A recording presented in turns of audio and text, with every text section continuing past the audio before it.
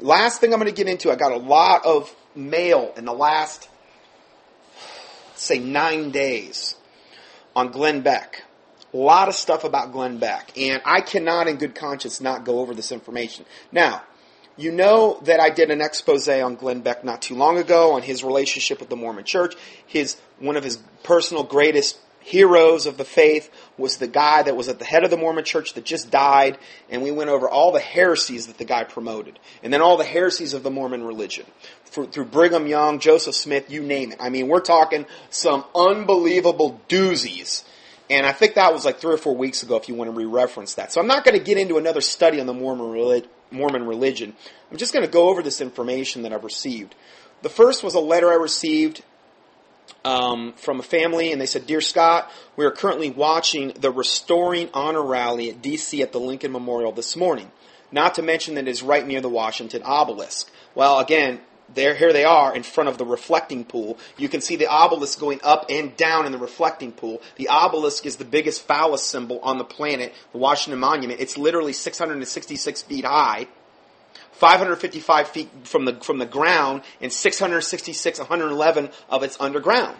It is one of the most wicked, evil symbols that you could possibly set yourself under for any rally at all. It's essentially, what does that refer to? It's referred to as Baal's shaft. It's Baal's phallus. Okay, so really not exactly the greatest place, I would think, to have a Restoring Honor rally. Okay, call me crazy, but anyway, if you want to know about the architecture of Washington, D.C., Cutting Edge put out a great video on that goes over all of the incredibly occult, satanic architecture. There's no other place on the earth, I think, that has more of it. Maybe Rome would rival it. But their obelisk isn't as big as ours, the one that we got in the Washington Monument. But it's, oh boy, they put out something in stone. It was like Riddles in Stone is the video they put out, and I think it was excellent. I watched it 4 or 5 times, and it's called Riddles in Stone. It's by Cutting Edge, and it's really good. You might even be able to go up on the internet and watch it on YouTube. I don't know if it's up there or not. But you want to see about the architecture of Washington, D.C. If you think it's holy and godly, please reference that video, because it's not even a point of I mean, after you watch that, I don't think anybody would debate that it's not one of the most pagan, evil sites on the planet. What is Washington, D.C. called? The District of Columbia. Who's Columbia? The goddess Columbia. She's the one on the top of the Capitol.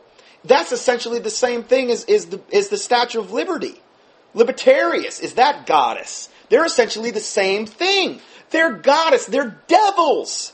They're not holy. You know who gave us the Statue of Liberty? French Freemasons. It was a gift from French Freemasons. I mean, you could go down that rabbit trail about 40 miles. I just don't have time to do it.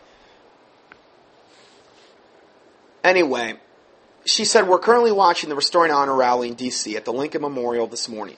Not to mention that it's right near the Washington obelisk. We have some concerns with Beck and his real agenda. Although he seems to have some good things that he brings out, we were shocked to hear the invocation prayer at the beginning. Not sure who the man was.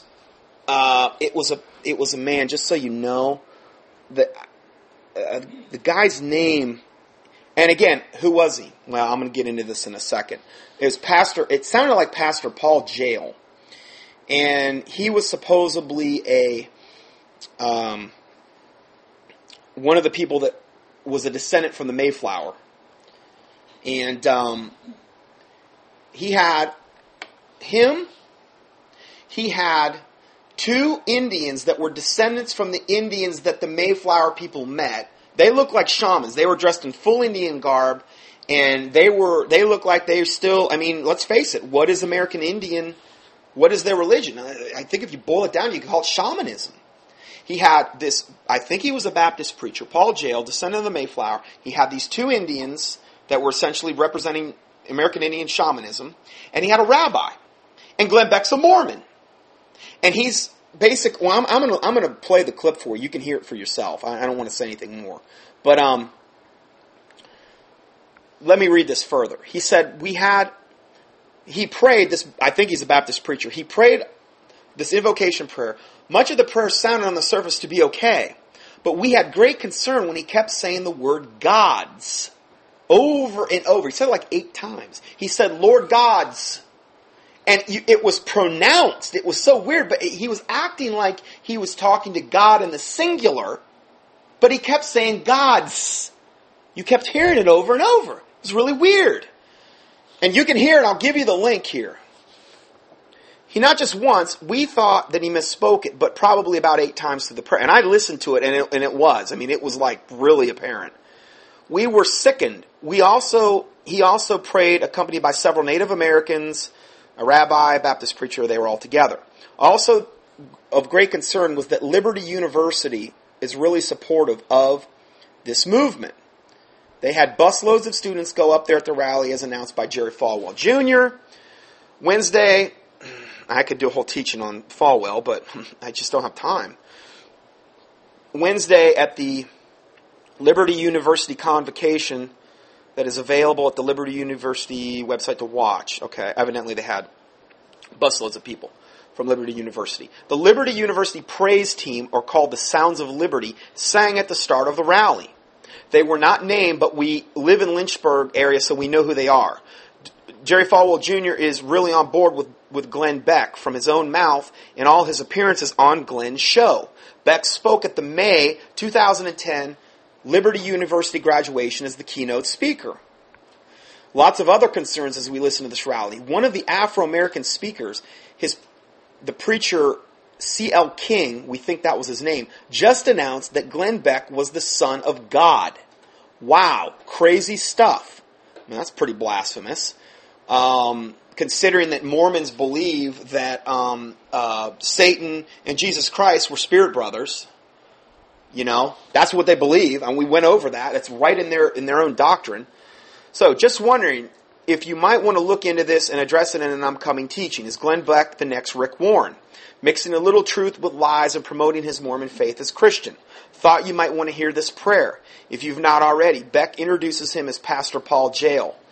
We're not really sure how he spells his name. This pastor is the one who does the invocation prayer at the rally using gods about 8 times. So I'm going to just play you like the first almost 6 minutes of this, and you know, so you can hear it.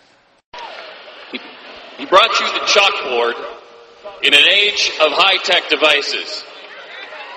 He brings you to a cable news show at 5 Eastern on Fox News, and the 3rd most listened to radio show in all of America. He brings you the truth every day. Now, he brings you an effort to restore honor in America. He brings us the truth every day? I don't think so. He brings us some truth mingled with leaven is what he brings us, okay? Anybody at that level, I'm sorry, you're not going to convince me that they haven't sold out. To get to that level, it just doesn't happen by accident, okay? So he's a Mormon, and we can't sit here and say that he's bringing us pure, unadulterated truth. That would be the height of insanity. Ladies and gentlemen, Glen Beck.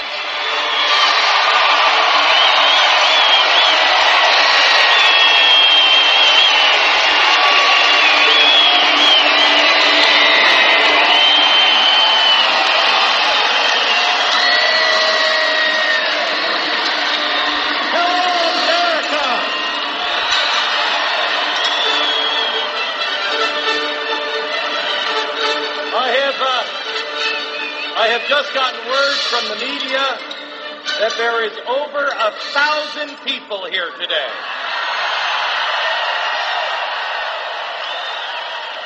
We are humbled that you are here. We are truly humbled. This really is, build it and they will come.